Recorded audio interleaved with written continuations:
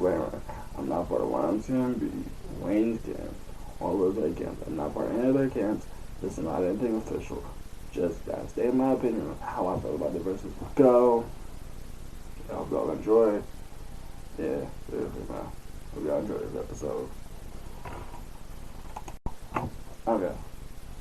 Well, on this episode, right, we're gonna talk about artists that I think this versus is, definitely something I want to see happen because they are having a competition of the South. And while I know they're born in two different places, two different companies, two different labels, two different currencies, two different money traded hands, I do want to talk about these two artists. One artist being, and I do love both of these artists they put out. I do love both of these artists. The music they put out is amazing.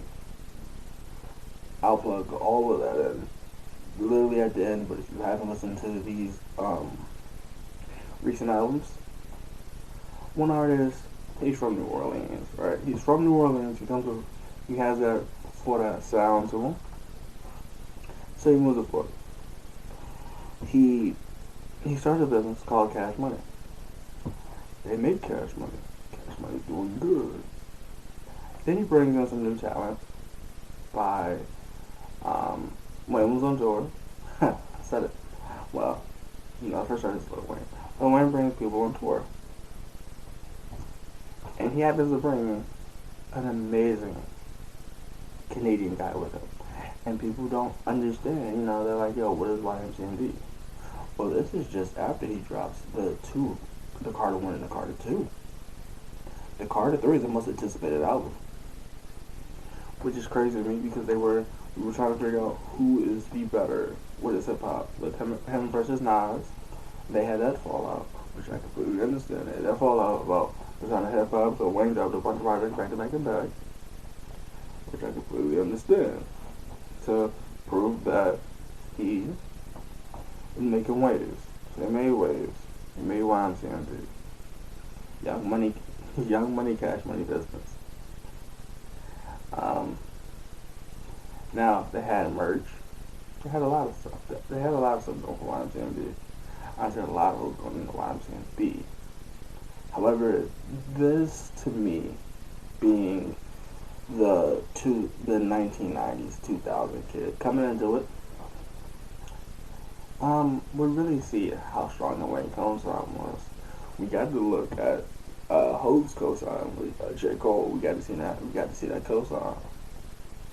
But how strong was the Wayne cosign? Like, Wayne was putting people on albums. He was making, like, I'm a Human Being 2 that had his whole YMCMB label on it, all his new artists on it, all his signed artists on it, and he had people like Rack City on it. But how strong was the Wayne cosign? How strong was Wayne by himself? Could Wayne do the cosign and do it by himself? This would be disaster. On the other hand, I should say this. On the other hand, we had a beef between two artists. He started making black music. Yeah, MMG, he started MMG. And before that, he got into some music, he said, and they were talking about, Rose being an officer and Wayne being robbed for money. We're gonna lay all of that off the side. All that off the side. I heard me, Rose. Ricky Rose is the second artist, which we're gonna look over sides their beefs, look over sides, everything. But who has the voice in Florida? To me. She said it to me. To me, it's my whole opinion. To me. Who has the Florida voice?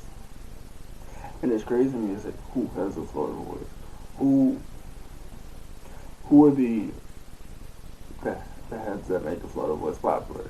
Well, to me, and these two artists have been very impactful to me growing up. You got that young moolah, baby, and then you got that she had a lazy eye. You had like that, and They were, Rose, Tunchi, you know. You got these creative artists going against each other. And honestly, they had their fallouts. Like I said earlier, Wayne and Nas, Wayne and Jay-Z. Because R. Kelly was supposed to do an album. But they were all good before then. Then you got Rose and Birdman. You got songs like I Will Become Rivals. Featuring Chris Rock. No. What is that? And then you got, and then I think you got something that was recent and well known. You got Rick Ross's Pin to the Crosses to take shots at Terry Crews. We'll talk about all of that when we get into who has the better artist, who has the better list, or the better verse. But we're gonna break it to the first section of the cosigns. We're gonna definitely break this first in the cosigns, right? So, feature wise, cosign wise, we have, I think if we look at these two camps, we have Meek, we have Drake. Right? We have Meek and we have Drake. And we just look at these artists and be like, well, if we look at fame wise, Drake has the Drake is the more celebrity. So we would have to say the Wayne cosign was powerful. He was powerful, but we also have to look at from a business standpoint, how we become rivals put a lot of stuff into perspective that we didn't see. So we did hear him speak about the problems with Birdman not paying people. Cool, we're gonna put Birdman aside, we're gonna put 50 Cent saying Rick Ross is a cop away. We're gonna throw that all to the side, we're gonna throw that out the window, basically. And we're gonna talk about who has better songs and who has the better verses. Well, we talked about Rose, we talked about their history, we talked about their feuds, and their feuds are crazy to me. One was a voice of hip hop because they thought NYC, since NYC artists were going against each other, it wasn't a clever sound of hip hop. Then you got Wayne, almost making like Florida the sound of hip hop now, when it was into hip hop. But now I think in 2020 you have like Atlanta, New York, and Florida. And I think really getting into the battle. Getting into the battle of it, and I think the battle of it is different.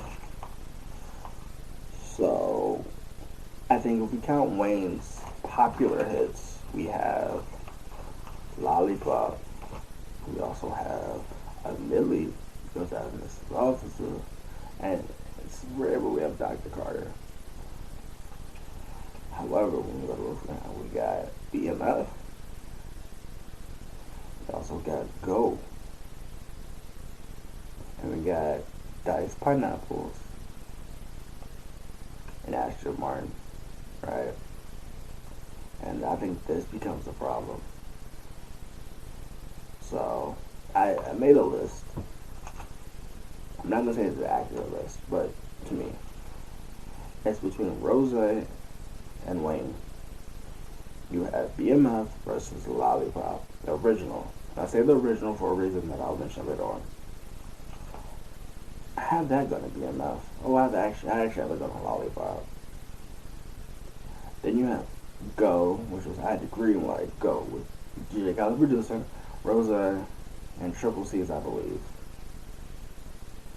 And then you have the Make It Better right with Lil Wayne. And I'm about to go with Triple C, Rose, DJ Khaled. And then it was the Drake features. It was between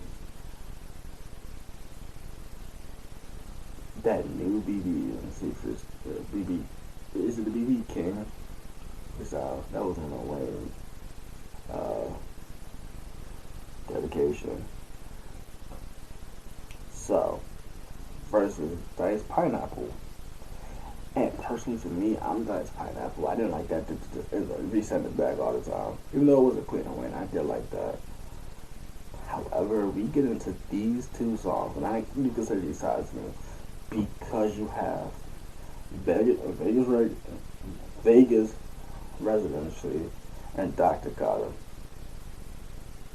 And Dr. Carter to me is a song where it's like, Doctor, we need this. He lacks confidence, he lacks this, he lacks that. And he breaks it down methodically and comes back with a verse. Then you have Vegas residency, Rose being honest and being himself, saying, yeah, you got some people that's on the team that's illiterate. Not shots at them directly, just saying what's in Vegas registration. Vegas residency, which I do like both. I cut that to be a tie. And then this is where I think I kind of went out the ballpark. Because I went and I said, well, let's do the battle of the cosigns. So I had Meek Mill, I'm a Boss. I had Drake, She Will. And personally, I do like Wayne, She Will. The Drake part doesn't add much to it, but I'm a Boss Rose. And I think that just is better than me. Being that I'm huge Rose. I'm a huge Wayne, I'm a huge Rose fan. But personally, I'm taking I'm a Boss like Rose. However, then we get to the Ye arguments over here, and I love Ye. No, Ye is an amazing producer. Love Late Night Registration. Love College Dropout. Graduation I love too. But I love his skits in Late Night Graduation. Yeah, and Late Night Registration. And then Jesus Walks and College Dropout. And then Big Brother. But I'll get into that another day. For the two Ye songs, I decided to go from Rose. I decided to do on Wayne. I did the Lollipop remix. I told you I just said Lollipop the original time. Saying the original. This is the remake that had Kanye on it. And I listened back to it. And I'm gonna go. And I'm gonna go Devil in a New Trust. Oh, this is going to hurt me, and I still don't know about this now, but I'm thinking about it. Then I went into the best producers. So, Swizz and Timberland was doing these versus battles. I thought it would only be wrong not to include them into this. So, they don't normally use the same producer. They don't. But I decided to do who had the not who was the most popular, because Uproar would win was Beats, but who had the better, what I better relate to. I did 3 times with Rose and Swizz. Swizz Beats. Now this came to the Nicki thing, and it's You're the Boss, Rose featuring Nicki, versus Knockout. Lil Wayne and Nicki, the duo. Sorry, I'm going Knockout with Nicki. And then the Boss, Rose, President Carter. I'm definitely going both because I love President Carter. That just makes me laugh. I am President Carter. And I'm a boss.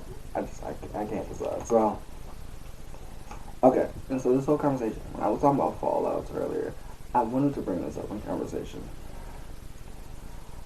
So you have the this portion of this, I want to say. You have Idols Become Rivals that was taking shots at Birdman, not paying his artist, and No Fraud at Remy Ma. Which, No Fraud is a catchy song, but if we speak on lyrical facts, I do want to say, because Nicki tried to carry the song by herself with Drake and Wayne being like kind of, we're gonna make this kind of a party thing to listen to and make a radio mix. But Idols Become Rivals hits better than me, even though they're on good terms, I believe now. But DJ Khaled, Lil Wayne, and Drake not being, and Nicki not being paid, Tiger, Juvenile, and I think that was more. It brought people more to the awareness that artists weren't getting paid what they were supposed to get paid, and I think that's why we have more independent artists now, or people trying to get away from the record labels and industry. It's definitely difficult to me because these are at two people. I don't know where to put these. So it's Gossip, that's at Nas, and Never My Eye, that's at Rose, that's at Meek, and then I guess a little bit of Nicki. And he was saying, and I told him, and Gossip.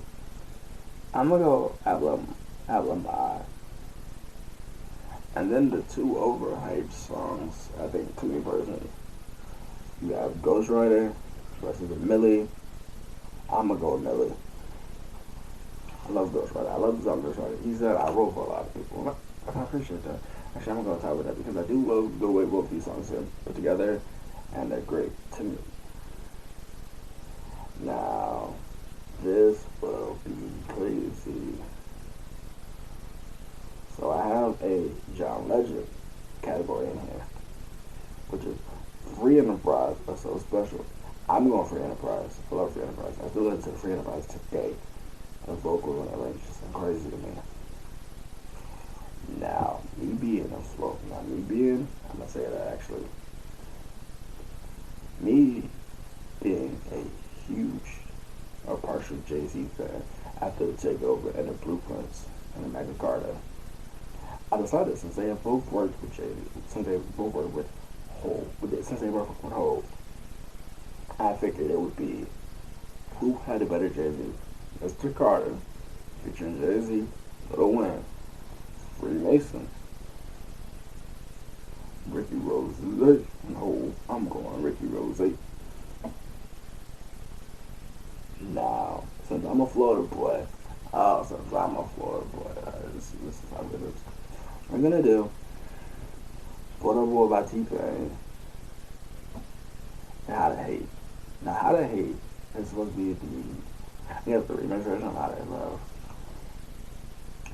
And I'm honestly gonna go Florida Boy with T-Pain because I did like that when they're separate projects. Now, I know I didn't include a lot of songs in here, like I'm on one that has DJ Khaled, Lil Wayne, Luxury Tax, that's on Rick Ross's album, that features Lil Wayne, John, that's on Lil Wayne's album, I think it is Ricardo, 3,